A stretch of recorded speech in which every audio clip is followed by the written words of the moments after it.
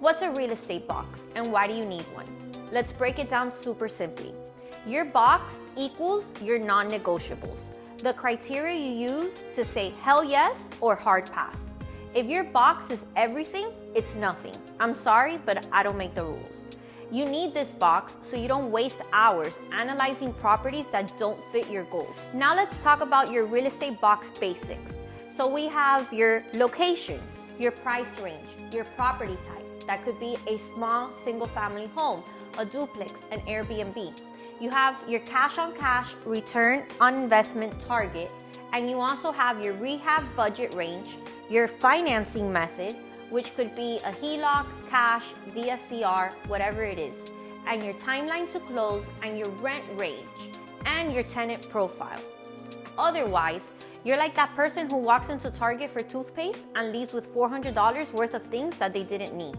You need these basics and you need a box in order to know what you're looking for and so you don't waste your time or anybody else's time. Now let's talk about what's in Mike's box and what's in my box and why we don't fight anymore, for the most part. Mike is usually, let's just buy it, we'll figure it out. And I'm more, well, what's the cash flow? Did we check the zoning? What's the return on investment? So let's do a real life breakdown. Mike's energy is usually all gas, no brakes. And I'm more, I map this out and color-coded the risk. Together, our box is the overlap. Let's talk about why this matters, especially in a hot market like we're in, which is Florida. This means three things. Everyone in Florida thinks that their house is worth over $1 million. And there are over 19 investors at every open house. And if you don't know your numbers, someone else will. So our brokers, lenders, and even other investors know what we buy. Because if we've said it already over 1,000 times, it should be known. People know what our box is. So when a deal that fits comes up, guess who they're gonna call first? Us. Not the person that's still debating if they want a duplex in Ocala or a fixer-upper in Tampa. Let's talk about how it helps in making decisions. Mike and I don't always have time for a 4-hour deal breakdown. Sometimes it has to be quick. I call him up, hey, there's 7 units, 1.6 mil, this is the ROI, the DSCR is approved, are you in? Boom, we get it done because we know what our box is. In order to build your box, you need to ask yourself 5 questions. First, what's your goal?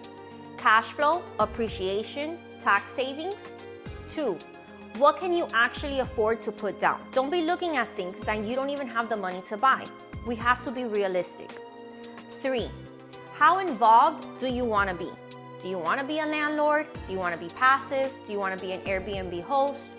Be realistic. 4, what's your risk tolerance? And 5, what are your no's? Bad neighborhoods, heavy rehabs, etc. Having a real estate box isn't limiting.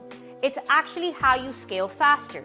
It makes your strategy replicable, your partners trust you, and your deal flow is now automatic. In the next video, I'm gonna walk you through the 5 phases of scaling your real estate empire.